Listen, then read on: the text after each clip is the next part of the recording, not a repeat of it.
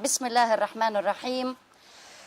The Prophet alayhi salatu wassalam narrated that one day Musa alayhi salam was giving khutbah. You know khutbah, like on Friday. He was talking and Bani Israel, the believers, were all sitting, listening to him. Alaykum as-salam wa rahmatullahi wa barakatuh. While he was there are two ahadith about it, like we have two narrations. One of them says, while he was giving the lecture, he was asked, while he was talking, he was asked, Ayyun nasi a'lam, which means, who is the most knowledgeable person? He answered back, Musa alayhi salam answered back, me. Come on, kids, get inside. I am the most knowledgeable person. Of course, to Musa alayhi salam, he thought that, yes, I am the most knowledgeable person because Allah tabaraka wa ta'ala reveals to me the messages and I know more than Bani Israel who are around me. But he did not think about more than that. It is not only on this earth, there is not only Bani Israel, there are also other people, there is generations and generations of people. So Allah tabaraka wa ta'ala blamed him for saying, me, I am the most knowledgeable person. And awha ilayhi, which means he revealed to him. Revelation to prophets sometimes is by an idea, an inspiration that comes to the heart of the prophet, and he knows that this is revelation from Allah. And sometimes Jibreel alayhi salam comes and tells him what he wants to tell him from Allah tabaraka wa ta'ala. So he said to him, like the revelation was, you are not the most knowledgeable person, Musa.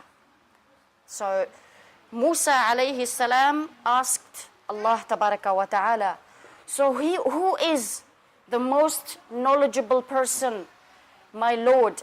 Tell me, because he wanted to see him now. He wanted to meet the person who has more knowledge than him, Musa alayhi salam. In another narration, it says that after he finished the khutbah, after he finished his lecture to the people of Bani Israel, and he wanted to leave, a man came and spoke to him secretly and said to him, is there anyone who has knowledge more than you, Ya Musa alayhi salam? And he said, no, there is no one who has more knowledge than me. So in here, Allah tabaraka wa ta'ala revealed to him that it is not true and blamed him for saying that. In here, some scholars wanted to specify something, to explain to us Muslims, what does that mean? It means any blessing that you have in this life, do not refer it to yourself. Do not say, I am so good in this. I am so good in this skill. I know more than anybody else. I am so excellent that no one can do this better than me. In this case, it is wrong. We have to refer Allah tabaraka wa ta'ala is the one who granted me this skill. Without it, I wouldn't be knowing anything. Subhanallah, just now it reminds me with a lady who wrote what happened with her, and she said, I want all men and women to learn from my story, from what happened with me. Subhanallah, sometimes you read a story and it touches your heart. This lady said, since I had my little boy, I started teaching him Quran, and I was teaching him Islam. So I always take him to the mosque to pray in the mosque. And I sat down with him every day until he memorized all of the Quran. And he was a teenager. He doesn't have girlfriends. He doesn't go out he doesn't have friends to go out here and there. He just goes to the mosque. He is always reading. He memorizes the whole Quran. So sort of I became proud of myself that my son is like that. And shaitan entered in my heart that I am better than other women in raising up my child.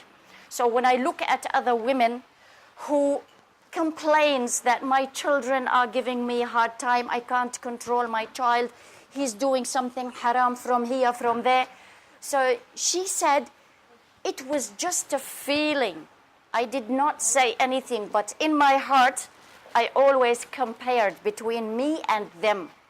And I said to myself, I'm so good in this. Yeah, my son memorizes the whole Quran. He goes to the mosque. I'm so proud of myself. She said, until one day, Allah Tabaraka wa Ta'ala wanted to teach me a lesson. You raised him up. It was your skills. You're proud of yourself. I will show you. She said, suddenly, out of nowhere, I was telling my son, Yalla, it's time to go to the prayer. And he did not move. Honey, what happened? Like, you should be going to the mosque. And he said, I'm not in the mood. I don't want to go to the mosque today. And then he started delaying the prayers slowly, slowly. And then she said he started going out with some friends. And then he stopped reading Quran, revising the Quran, and he stopped going to the mosque. He reached the point where he stopped praying. He left the prayers, subhanallah, because she referred this to herself. I made him memorize the Quran. I made him a religious person.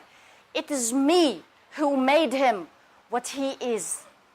So she said, it was like, in Arabic, when people say, like, I woke up suddenly to realize this, like, they say, it is like a cold water comes to my face to wake me up. I think, and I realized that what happened to my son was because of me. I did not thank Allah Tabaraka wa Ta'ala for my son who is religious. I did not refer the blessing to Allah Tabaraka wa Ta'ala. So she said, I repented back to Allah and I started praying, asking Allah Tabaraka wa Ta'ala to forgive me for what I said and for what I did. So in the end, subhanallah, he started slowly, slowly going back, but he wasn't as he was in the beginning, subhanallah. So he wasn't like that. It teaches us that even the Prophet, Musa alayhi salam, is a prophet. And he is one of the best 5 prophets amongst the thousands of prophets Allah Tabaraka wa Ta'ala sent to humanity. And still, subhanallah, they make mistakes.